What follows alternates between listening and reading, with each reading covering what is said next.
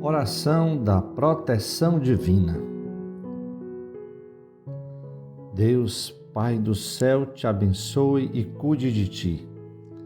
Que Ele esteja na sua frente para mostrar o caminho correto, atrás de você para reforçar as suas costas para todos os desafios de sua vida.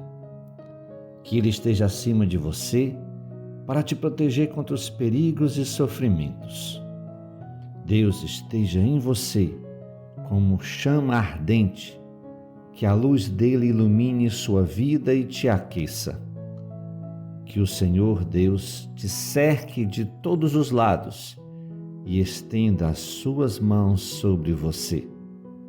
Deus te dê sempre como presente a paz, saúde e amor.